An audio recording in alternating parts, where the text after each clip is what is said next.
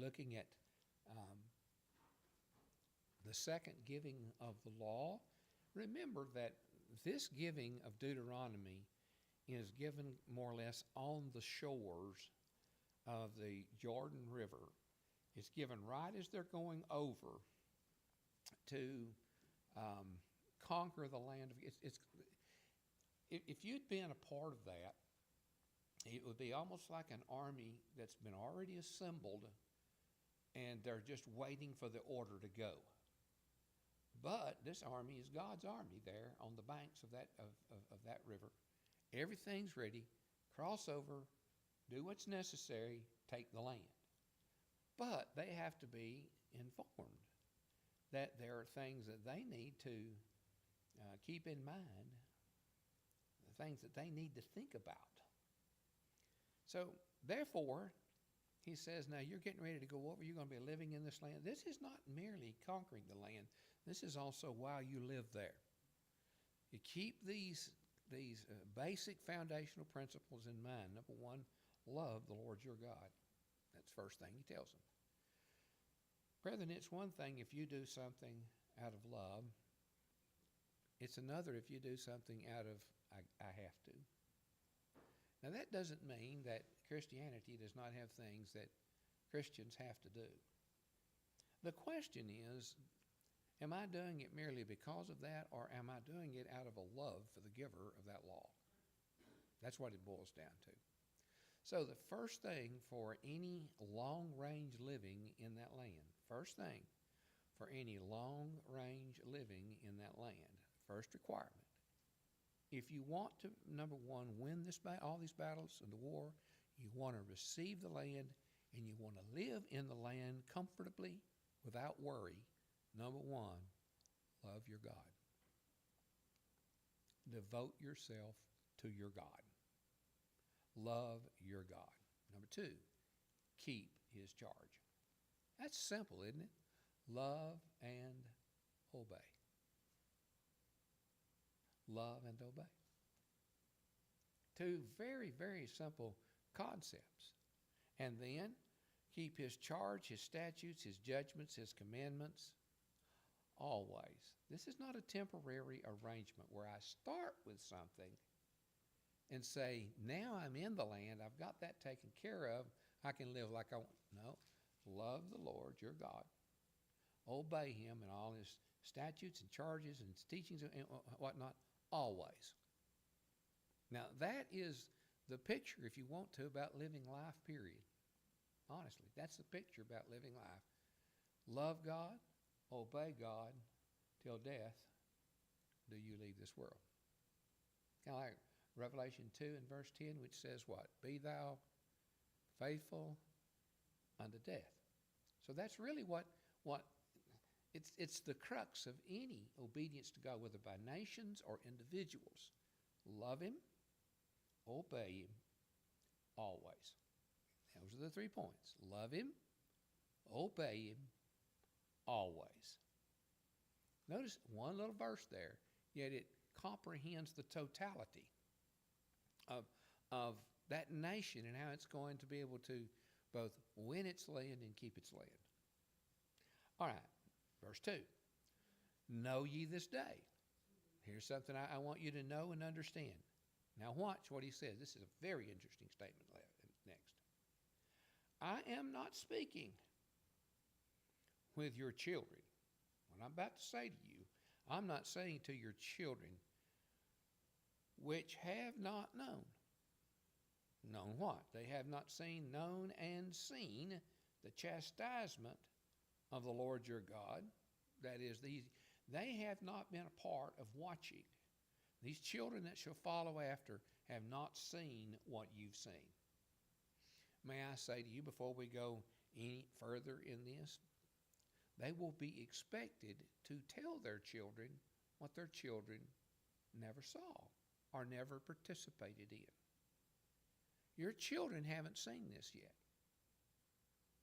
You have. So, know you this day. I'm not talking to your children who have not known and which have not seen the chastisement. This is the idea of God correcting them through all their wanderings and disciplining them, preparing them, if you will, to be able to take. Your children haven't been taught this, but you have. And so it's going to be incumbent upon you to pass it on. You know, a lot of times I think people, as they raise children up in their home, think that somehow their children become taught by osmosis. What is osmosis?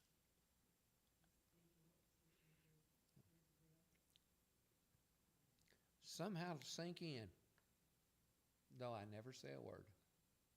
Though I never teach a word, somehow it'll sink in.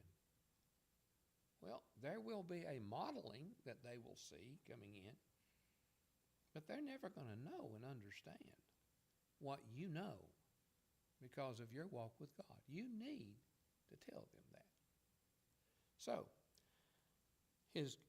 the chastisement, His greatness, His mighty hand, His stretched out arm, His miracles are signs and wonders, and His deeds, these acts that He has, these deeds that He did, which He did in the midst of Egypt. They were not there to see the miracles and the acts which He did in the midst of Egypt, unto Pharaoh, king of Egypt, unto all his land. I'm going to stop here with you just for a second.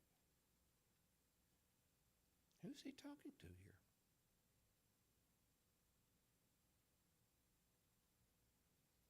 Who are these that He's talking to here? I'm sorry? Yes, but when? They spent how many years in the wilderness? What's happened to everyone 20 years of age and older? They're dead. All of those men are dead. Said, that's right. Moses is not even going to go in. So who's He talking to? Who's seeing this among this new warring class of people that are there in it? Only those who were 20 years old when they came forth from the land of Egypt. 20 years old and younger when they came forth from the land of Egypt, which means the following. If this is 40 years later, those that saw it 20 years ago are now how old? 60. They're 60. And they are expected then, they're the ones to whom He's speaking here. Now, these in the wilderness beyond that age, on up until the time, who are 20 years and old and who are still around, they would have lived on through the wilderness area, time period as well. But it had to be somebody at least 60 years old among these aged men in this population, and they're expected to always disseminate this information to those who didn't see it. Did you ever hear anybody say, well, I'm retired now, my life is over, nothing more that I can do? Oh, really? That's not what you're seeing here. What you're seeing here is that people of age are expected to what? Teach the young ones. That's an expectation of things that they haven't lived through, they haven't seen. How He made the water of the Red Sea to overflow them as they pursued after you. How the Lord has destroyed them unto this day. How the Lord's destroyed them unto this day. Think about that. They didn't see that happen. Who did? You did. I sometimes look at people who look at the church and they say, well, the new generation has sprung up. It's got the reins of the church and it's doing.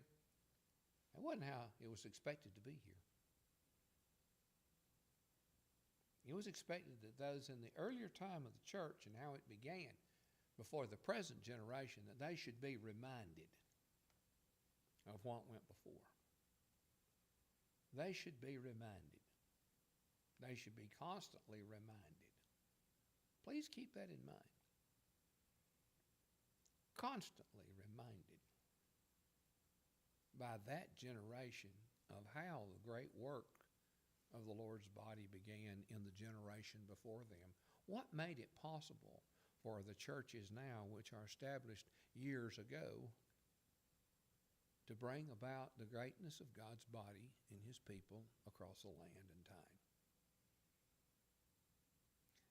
The younger generation can't do that. Why? They weren't there. They weren't there.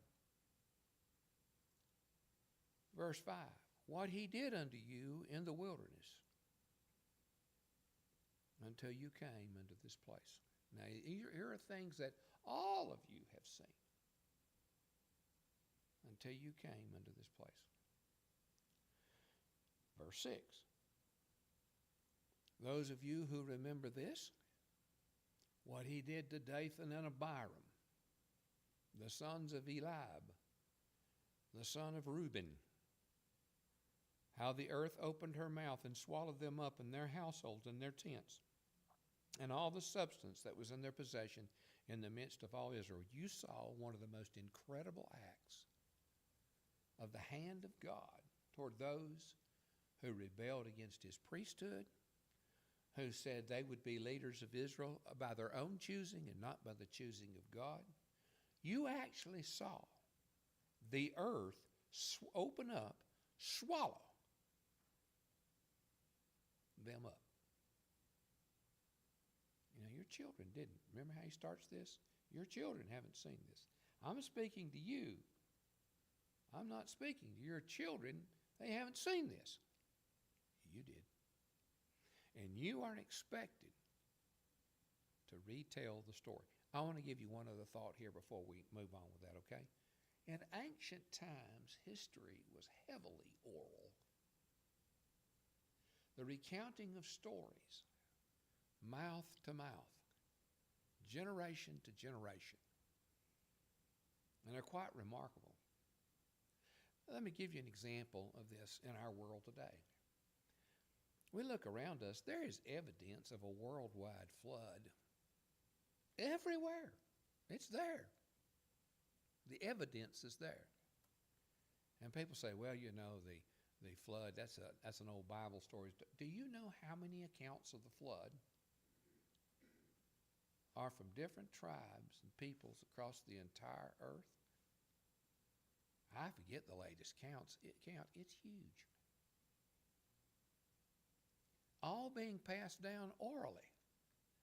All having various concepts and ideas, with the Bible giving you the only written account of God, so you'll know what parts were right. But the story of a worldwide flood has been found in cultures all over the world, passed on through time.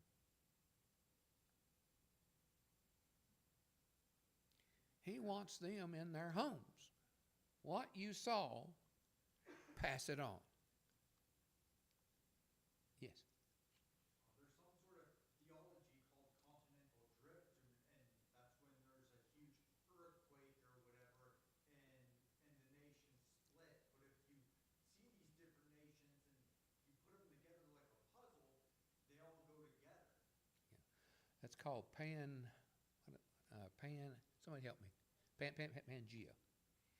That's the concept behind that. It's called Pangea. There was at one time on one huge continent that was out there that split apart, and they say you can, if you bring those continents together, they fit together like a kind of a glove, if you will. There are a few problems with that, but by the same token, the story itself of a worldwide flood is all over the world among these ancient tribal peoples, passing down what the generations before it told them.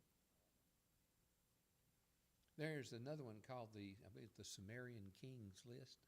That's the name that comes to my mind.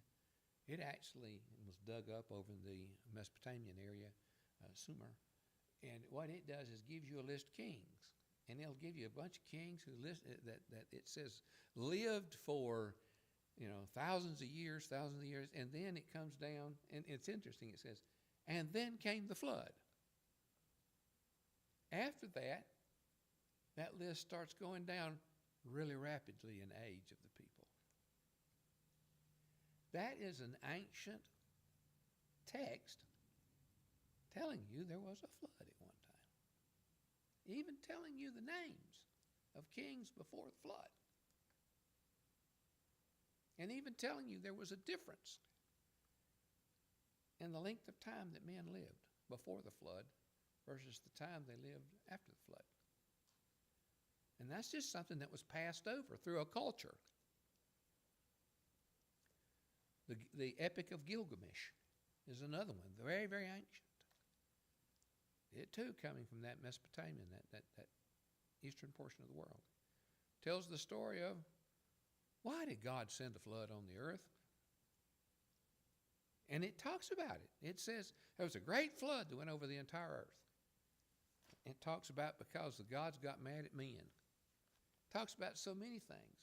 And how he got on an ark. How he got on a boat. These stories are there. The only thing we have in the scriptures is an inspired account, which is accurate. That's what we're dealing with in the Bible. But it's backed up by oral histories that were done long, long ago and still continue to be maintained in many cultures. And what he's telling them now, you're going to be having children after you. I'm not saying this to your children. Why? They didn't see it, but you did. You need to remind them. You need to remind them of the age of the church you first grew up in. You need to remind them of its beauties, how it worked, what it did, and of what you saw. You need to remind them across time. Brother Edmund? Yes. My point was that I was trying to make is water is such a powerful element. Couldn't it be possible that the flood's what caused the division in the land? If Pangea occurred, of course. And of course, that entire statement that was made in the scriptures, which I think sometimes, do you ever feel like that the stories that we're taught as children on such a simplistic level are not really gone over again on a mature and adult level, reading straight from the text? For instance, the fountains of the deep broke forth. That is unthinkable. What that means literally is that the entire earth's crust, if you will, it breaks open. When you talk about the idea of the rains, all we really teach the children is that there was bad people. Noah got on an ark and the rains came down and it flooded the earth. It tells you a lot more than that in Genesis. It tells you also that the windows of heaven were opened. That's not the rains. That's in addition to the rains. And we do know that everything from the North Pole and South Pole, that the debris that you find there, the ice fields that you find there, generally come from space. They get all sorts of space rocks in it, which would be what would occur if you had huge comets, which are, most of them made of what? What is it you look for when you're looking at Halley's Comet? What are you looking for? Anybody? What do you see? No, it's not fire. The closer you get to the sun, too, as it makes it its orbit, what do you see? This water trail from the ice. That thing's a huge ice ball. And you can see that ice tail, as Steve said. You can see that ice, that trail of the ice melting. That's what you're looking at there as you're watching that thing go by. That sort of thing's all over space. And I'm told that the windows of heaven were open. That is, something came in from without. And if it would have hit our world, it would have come down into it following what you'd call the gravitational lines and have come in at the poles. The interesting thing about that is, how many of us are familiar, and I've always wanted to go up to Washington to see this. I've seen all kinds of pictures on it online. They're called ice caves. Anybody know what an ice cave is?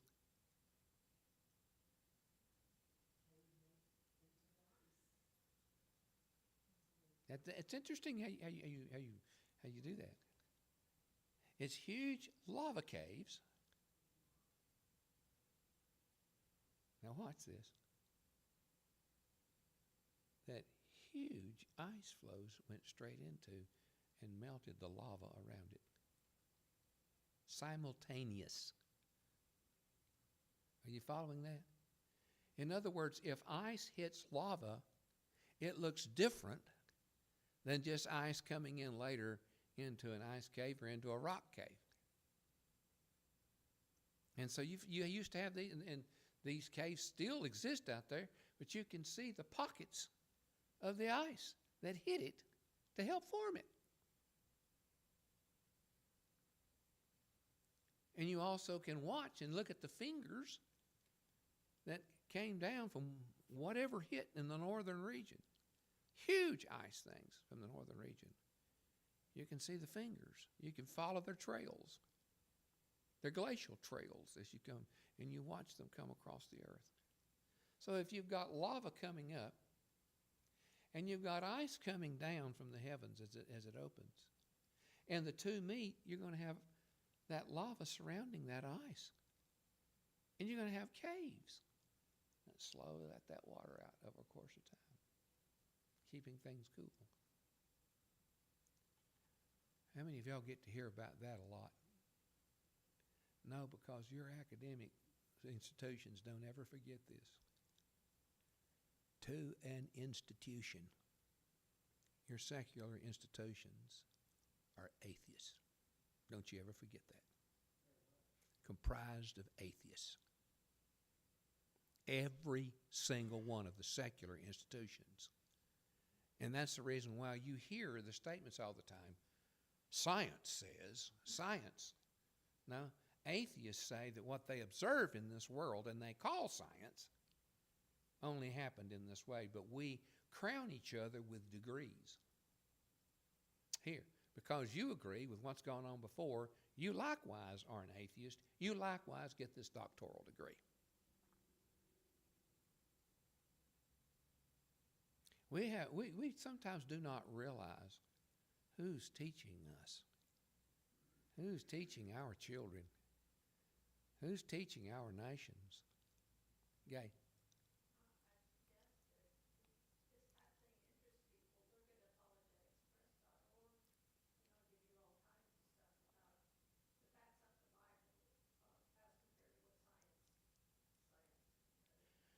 Are y'all aware that there was a time when, and I don't know what it's like now, but there was a great complaint made by Christian scientists because they were not allowed to go into the Grand Canyon to do the studying of the Grand Canyon. Were y'all aware of that?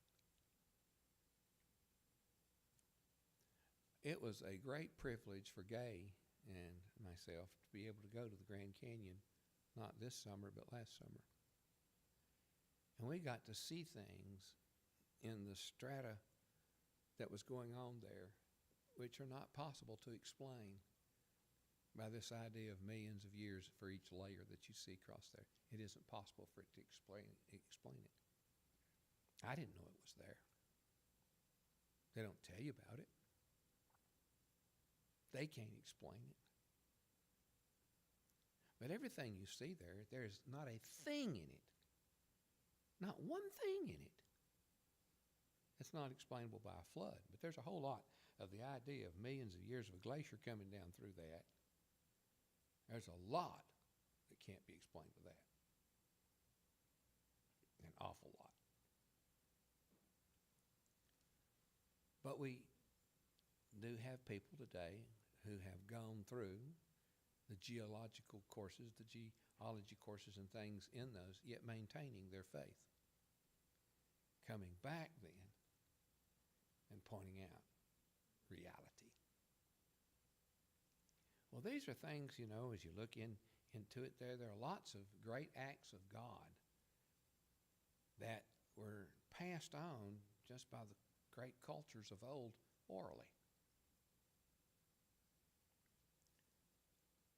Your eyes have seen all the great acts of the Lord which He did. Your children didn't see them.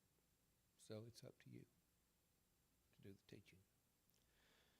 Therefore you shall keep all the commandments which I command you this day, that you may be strong. I want you to look at this. Do you ever hear the statement that religion is for, and I'm just going to give you, old women and weak people? You ever hear that before? It's made for old women and weak people. Oh, how sad that is. You realize that most of the scientists that formed and created the theories or the great scientific laws and things in times past upon which the world has itself been built, they were not atheists. They didn't believe in God. I mean, they didn't believe in atheism. They believed there was a God. But you'd never learn that if you went to any of our institutions. They're not going to tell you that. That goes contrary to the party line. Everybody remembers about Galileo, right? Galileo. Everybody wants to be a Galileo in the scientific realm today. Everybody believes in, or everybody knows about Galileo. Every atheist I know of thinks he's a Galileo. Every time he does something that is contrary to actual science, he'll scream, and if you don't believe me, you're treating me like the Catholic Church did Galileo. What did Galileo do? Anybody? Somebody help me. What was Galileo's big? Come on, teacher. Yes. He said that the earth was not the center of the universe, that the sun and moon and stars and all the planets revolve around the earth. He said it's not like that. Rather, it's the sun out there and the planets revolve around the sun. Okay? Are you following that? And he was right. But Catholicism, who was what we call geocentric at the time, would not allow that to be taught. And so every atheist I know of runs back to Galileo and says, yeah, but he was right, what wasn't he? And quote unquote, the church was wrong. Well, the Catholic Church was wrong in that. But what they fail to tell you is Galileo was a believer in God. He was not an atheist. And he came to that conclusion as a believer, not as an atheist. But you don't hear that, do you? He still believed in God. You couldn't see all of that happening by itself. And quite honestly, the way that stuff's presented, I don't know how any honestly intelligent person could believe that. I don't know. Just study it. I don't know how. Any person, any intelligent individual could come to a conclusion that a human body came out of a primordial ooze. I guess a better way of saying is a glorified mud puddle, and made all that we are. Made our eyes, made our entire systems, our self-correcting systems. Anyhow, your eyes have seen all the great acts of the Lord which he did. Therefore, you shall keep all the commandments which I command you this day. You have seen enough to cause you to listen to me when I tell you something. Your children haven't seen this yet. You have. And you ought to tell them when you're obeying me, you better obey him. We've seen what he can do. You shall keep all the commandments which I command you this day, that you may be strong. Obeying God does not make you weak. It makes you strong. Go in, possess the land, wherever you go to possess it.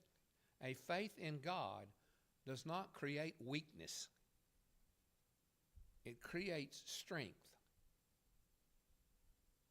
It gives strength to an individual. strength to live, strength to believe, strength to give you happiness. One of the statements that is so interesting to me, when the Israelites, when the people of Judah and the Jewish people come back from Babylonian captivity, he makes a statement. He tells them, as they're building on this wall, and they have all these things going on around them, that they should trust in him. But he makes this one statement that has forever stuck in my mind. For the joy of the Lord is your strength. God can give a joy that surpasses all understanding and strengthen you. Give you strength. God is not a God of weakness, nor is he trying to produce a people who are weak. He's trying to tell people how they can stand strong and do strong things so that you might go in and possess the land where you go to possess it. Not only the going in, possessing process, verse 19, the prolonging process, that you may prolong your days in the land. Not only to give it to you, if you'll obey my commandments, but I'll help you keep it. Oh, the things that people have done. By doing right, they amass great things. By doing wrong, they lose it.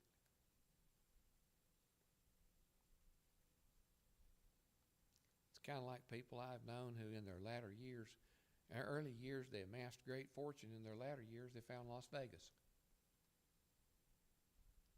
Walked out without a shirt on their back. Terrible, isn't it?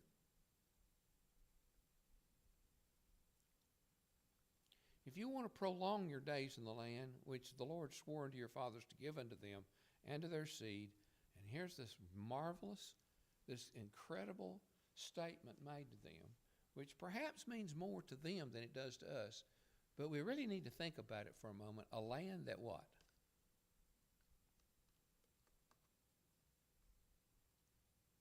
Anybody? Flows with milk and honey. It's like you got the best of it all. The creme de la creme, the sweetness of sweetness. I give that to you, and you'll keep it. It's not that you'll find that milk will be there from your cattle and whatnot, your goats, your herds. Your land will flow. It's an abundance with milk and honey. For the land where you go in to possess it is not as the land of Egypt that you came out of. and I love this. I can't help it. Notice how you got to plant your gardens in Egypt. It's not like it was when you lived in the land of Egypt, where you came out, the land you came from, where you sowed the seed and watered it with your what? Read it. You sowed the seed and watered it with your what? Your foot. As a garden of herbs. The idea is, the only thing you could plant there was so small and was so, I didn't hardly have anything there. Most you could plant there is taking your seed, plant it, and put your foot over it. A little tiny garden, herb gardens. You understand what I'm saying? That's all you had. All you had. Little tiny place. Walk out your door. Have a little tiny herb garden outside your house. That was your grand garden. Your grand possession in Egypt. That's all you had.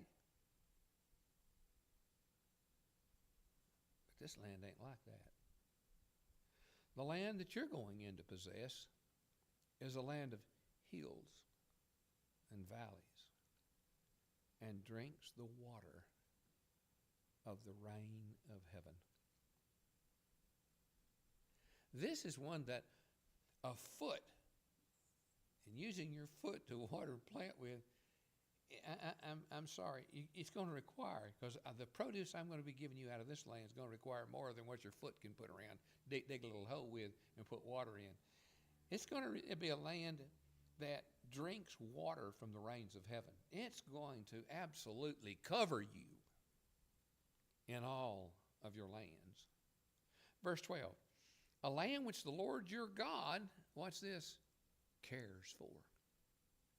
Remember, we talk a lot about the theology of creation, the theology of the land and its relationship to Israel. Literally, it's almost a passage on theology of stewardship. This is a land that God cares for. How would you like to be able to plant your garden? What are the things y'all worry about? Before you answer it, though, any worry or any problem you had with it, will there be enough water for the hugeness of the gardens that I want? How would you like to be told, it's all right, I'm going to be taking care of it for you. I'm going to take care of that for you. I'll see to it your rains come in their seasons. I'll see to it that even, he'll tell them in other places, when you go forth to war, I'll make sure nobody comes in and bothers your land. When you come in to worship me, I'll make sure nobody comes in and harms your people you left behind, or the homes that you left behind, or the gardens that you have. But here's the part. This is the contractual covenant part. Love me, obey me, always. I'll give you this. In a land which the Lord your God cares for. And here's another statement, People generally worry. One of the things I always had a problem with here is I would plant a garden and it would be getting to look pretty good. And then as the crops all started coming in and whatnot, suddenly I'd come outside and find that deer had gotten into my corn. Y'all ever have something like that happen before? Deer got into my corn. I couldn't sit out there and watch it all night, could I? I couldn't do it. Deer got into my corn. I'd have stuff getting into other portions of my crops. Something coming in and eating it. So listen to what he says. It's going to be a land that your God cares for. The eyes of the Lord, your God, are always upon it. Who's watching it for you? How would you like to be able to have somebody watching it 24/7, 365 days a year? Who could do something about it if something's coming in to take care of it or take it away from you? The eyes of the Lord your God are always upon it, from the beginning of the year even to the end of the year. Wow, what a statement. Yes, I saw the 1 minute mark before the first buzzer goes there. I saw that. 2. Oh, it's 2. Okay, we got 2. Okay, all right. It shall come to pass. Watch this, though. You got a 24/7, 365 day a year, watchful eyes of God who maintains all of creation, watching over your garden, watching over your produce and your fields. How would you like to have that? I will tell you this, that in the years to come, during the time period of the first century even, coming back up into it, all along that plains area at the foot of, between the mountains where Jerusalem is all the way down to the Mediterranean, there's a valley that goes all the way up through there. It was what you call the breadbasket of the world at that time. Always taken care of, just fantastic. From the beginning of the year to the end of the year. Wow. Oh, wow. I will tell you, Brian, I wish that I had a garden. God did that for me today. I didn't have to worry about anything. But my garden, honestly, is more like the foot garden that's there in Egypt, the ones that I've given, the little herb gardens. Steve said he couldn't even keep bugs from eating his tomato. How would you like to have a promise like that? Which, by the way, was part of the covenant. If you do this, I'll do this. Verse 13. It shall come to pass, if you shall, what are your terms here now? So, somebody give me these two terms and tell me what they mean. Hearken diligently. What does hearken diligently mean? It shall come to pass if you shall hearken. I love the Old English because we don't use this word hearken. We know what diligently means. But this word hearken, this old King James Version word, carries with it two things. Listen with obedience. Hear me with obedience. If you will hearken diligently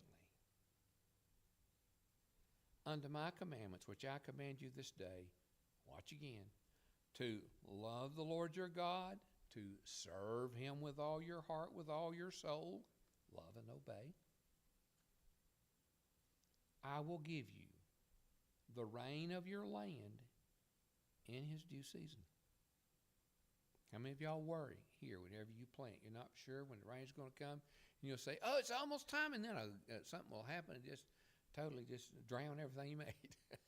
and you get real concerned about it, don't you? But I'll give you your land in its due season. The first rain and the what?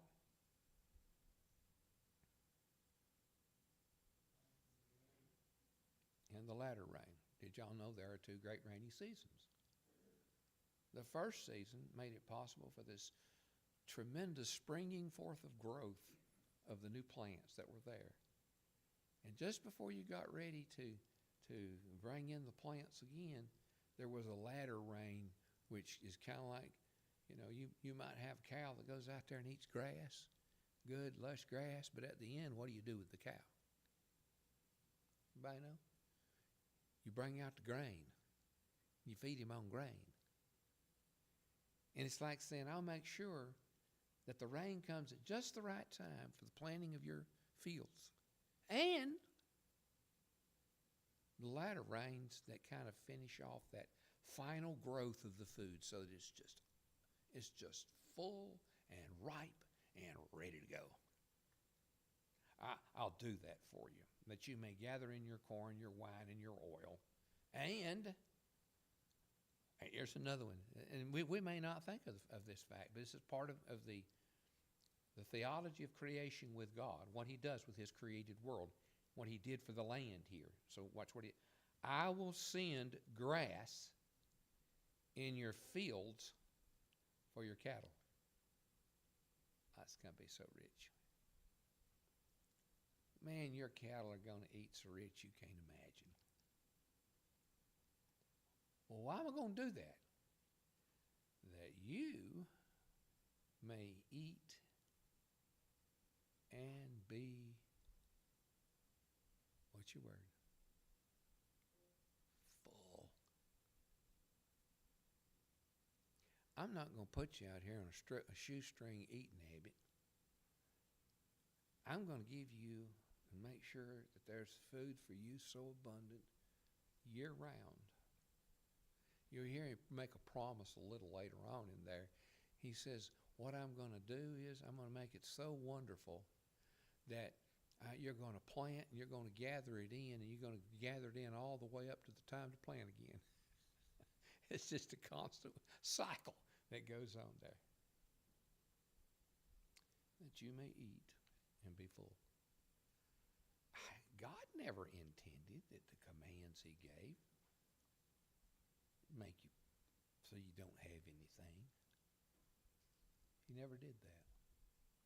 Never God's plan. God's plan was to work with man in his creation. Always God's plan to work with man in his creation. But you got to remember something. He owns it. Okay? And if you want the blessing, love obey always. Simple, isn't that simple?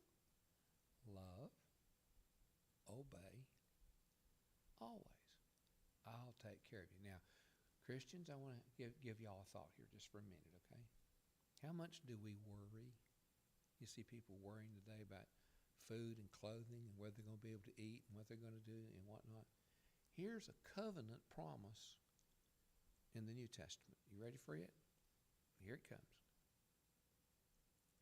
Seek ye first. Not seek ye also. Seek ye first the kingdom of God. That is this magnificent dominion he has through his church here below. Seek ye first the kingdom of God. The things that cause his church, his kingdom to grow across the face of the earth. Seek it first. And all these things that you worry about having will be added to you. That's the same thing he's telling them here in the Old Testament. I'll feed you, I'll give you your crops, I'll give you everything you need. But what were the three things that they had to do? Love him, obey him, always. Do you want the benefits of the kingdom? The Word is empowered by God to give its message to you. And when you obey it, the Word's been empowered by God. Listen carefully, to give you that blessing. Seek ye first the kingdom of God and his righteousness, and all of these things shall be added to you. Steve, do you have a song for us? 7:14, while we stand and while we sing.